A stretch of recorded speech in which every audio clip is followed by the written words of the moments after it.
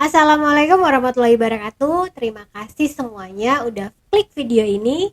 Semoga teman-teman semua selalu dalam keadaan sehat walafiat dan penuh dengan berkah. Di video kali ini aku akan bercerita tentang kisah salah satu nabi Allah yang tertidur dan dibangunkan kembali setelah 100 tahun. Kejadian ini juga disebutkan dalam Al-Quran pada surat Al-Baqarah ayat 259.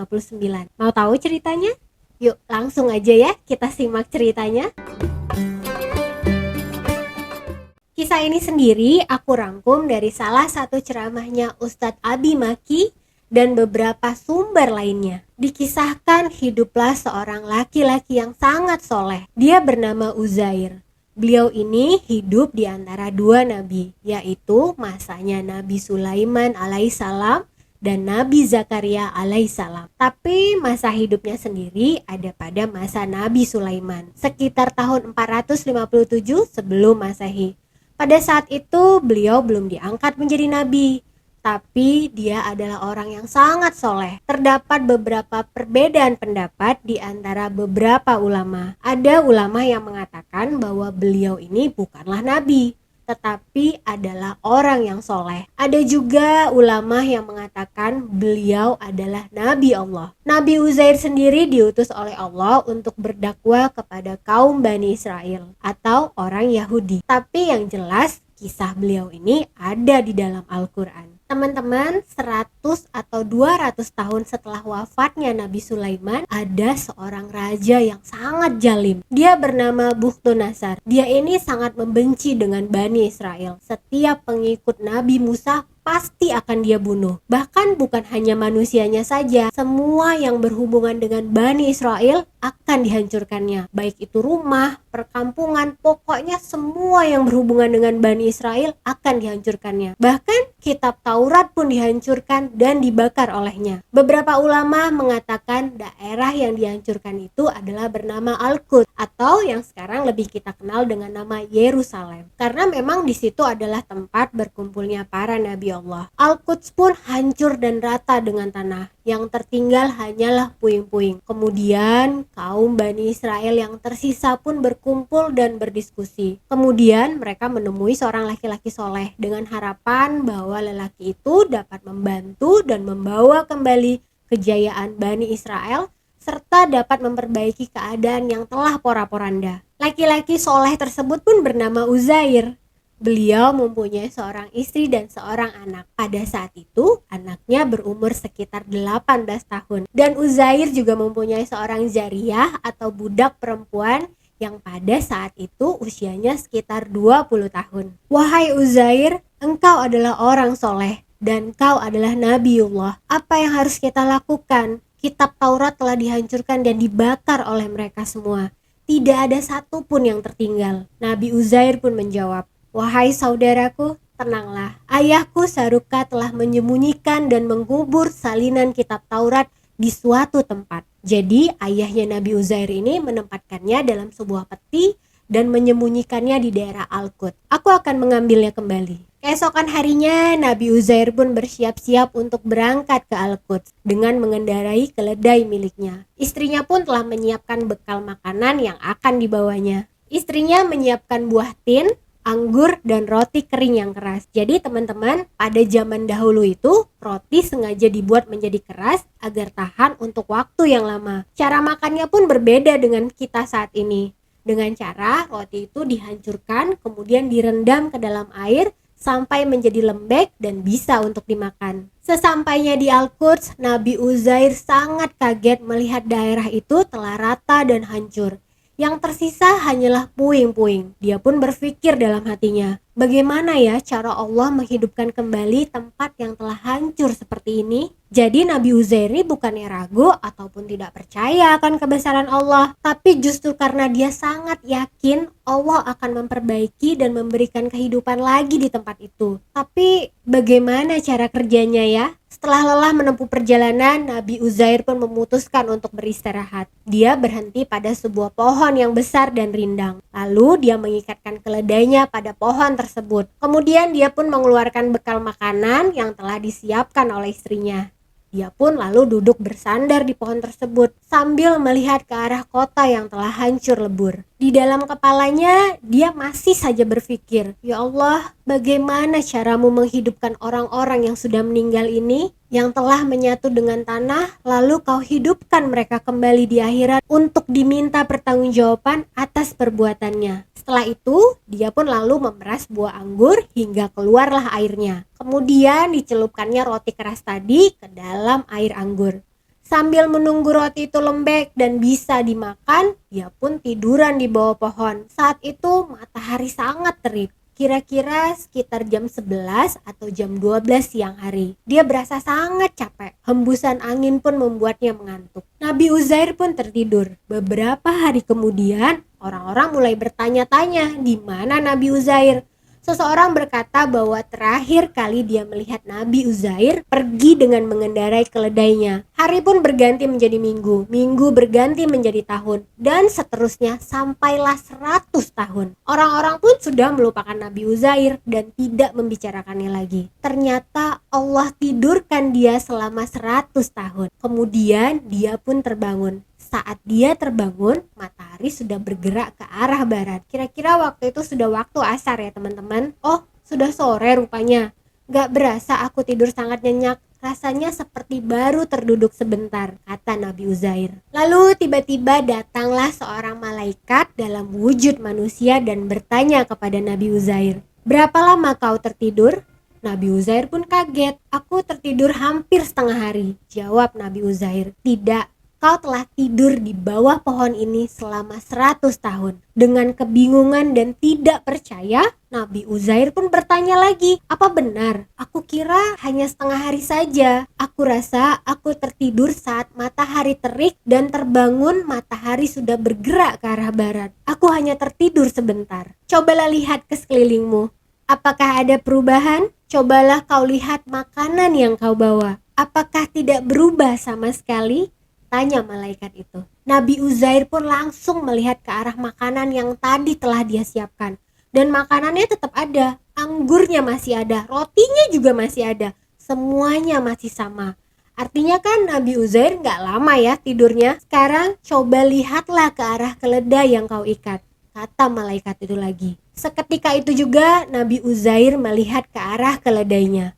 Beliau sangat kaget karena keledai itu sudah berubah menjadi tumpukan tulang belulang. Akhirnya Nabi Uzair pun percaya bahwa dia telah ditidurkan Allah selama 100 tahun. Seperti yang tertulis dalam surat Al-Baqarah ayat 259. Dengan cara itulah Allah menjawab pertanyaan-pertanyaan yang ada di kepala Nabi Uzair tentang bagaimana cara Allah menghidupkan kembali sesuatu yang telah mati. Allah pun menunjukkan kekuasaannya. Tulang-tulang keledai yang sudah hancur berantakan kemudian terkumpul dan kembali menyatu.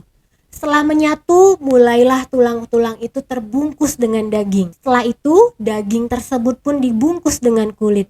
Setelah itu, Allah tiupkan ruh ke dalam keledai tersebut. Keledai itu pun langsung mengeluarkan suara ringkikan yang sangat keras yang menandakan bahwa dia hidup. Masya Allah. Nabi Uzair pun ingin segera pulang ke rumahnya. Dia lalu mengendarai keledainya lagi. Selama perjalanan, beliau mengamati semua perubahan yang terjadi. Kota Al-Quds yang tadinya seperti kota mati, sekarang sudah hidup kembali. Dia pun tiba di depan rumahnya. Tapi rumahnya itu sudah berbeda. Di depan rumahnya ada seorang wanita tua yang sedang duduk. Wanita ini sudah tidak bisa berjalan dan buta. "Assalamualaikum. Apakah ini rumah Uzair?" Mendengar itu, air mata wanita itu pun berlinang. "Uzair, siapa kau?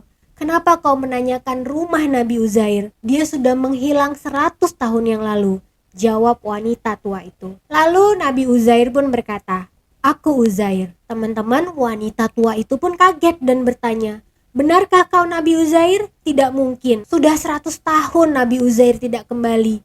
Aku yang paling tahu tentang Nabi Uzair, karena aku ini adalah budaknya." Jadi teman-teman, ternyata wanita itu adalah budak atau pelayannya Nabi Uzair. Sebelum Nabi Uzair tertidur, wanita itu masih berumur sekitar 20 tahun.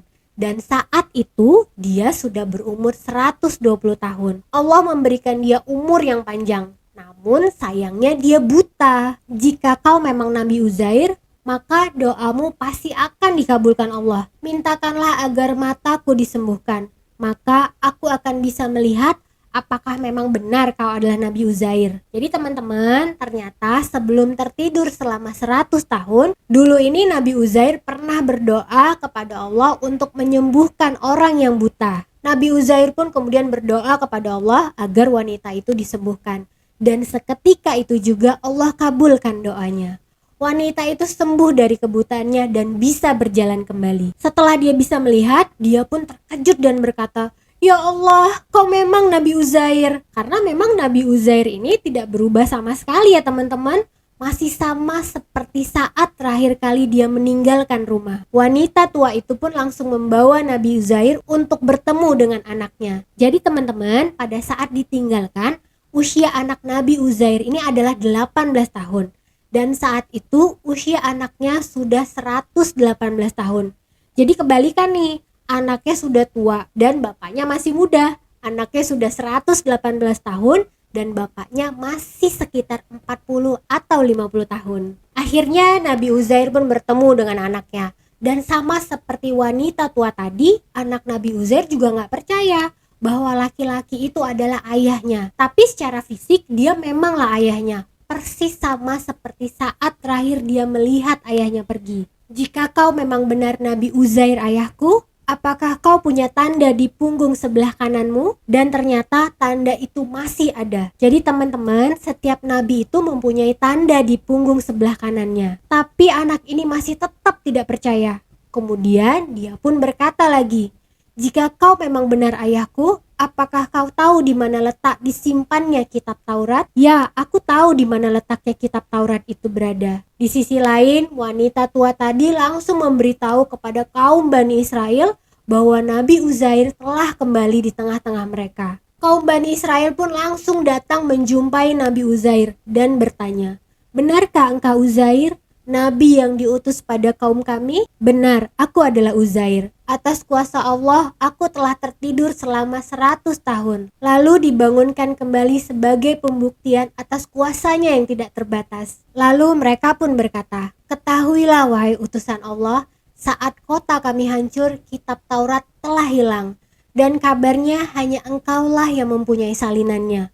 Sudikah kau mengajarkan isi kitab Taurat itu kepada kami?" Maka Nabi Uzair dan kaum Bani Israel pun pergi untuk mengambil salinan kitab Taurat yang telah ayahnya sembunyikan. Sesampainya di tempat itu, alhamdulillah peti itu masih ada. Kemudian Nabi Uzair pun membukanya. Kitab Taurat itu memang masih ada, tapi sayangnya kitab Taurat tersebut sudah hancur termakan waktu. Sudah tidak bisa dibaca lagi. Mereka semua pun panik, termasuklah Nabi Uzair. Bagaimana ini? Satu-satunya harapan mereka hanyalah salinan kitab tersebut. Lalu apa yang terjadi? Teman-teman, Allah menunjukkan kebesarannya. Dalam beberapa kisah disebutkan, tiba-tiba ada cahaya yang masuk ke dalam tubuh Nabi Uzair alaihissalam dan menghentakkan dadanya.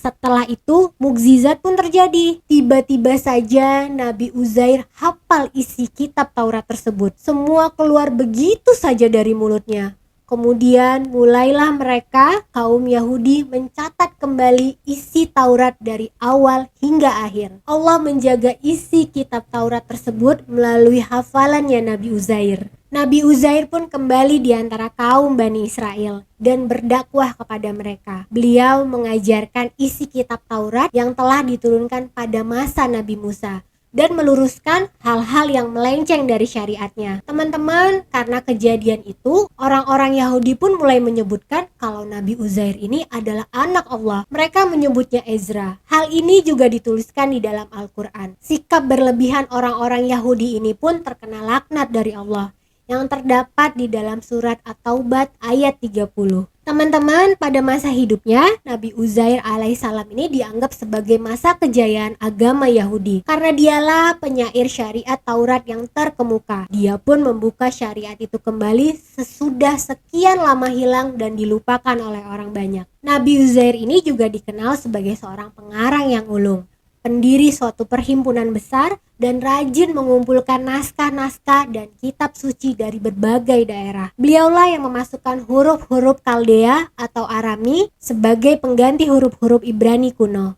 Beliau juga menuliskan hal-hal yang terkait dengan peredaran matahari dan menyusun kembali kitab-kitab bermutu yang telah berantakan. Wallahu a'lam bishawab. Teman-teman, itu tadi kisah Nabi Uzair yang tertidur selama 100 tahun dan dibangunkan oleh Allah untuk menjadi bukti dari kekuasaan Allah yang tidak ada batasnya. Semoga kisah ini memberikan banyak pelajaran untuk kita semua. Sekian dulu cerita dari aku. Kalau kalian suka cerita ini, jangan lupa subscribe, like, dan share cerita ini ya, supaya aku lebih semangat lagi untuk upload kisah-kisah baru lagi. Terima kasih banyak yang sudah menonton video ini sampai habis.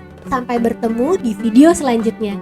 Assalamualaikum warahmatullahi wabarakatuh.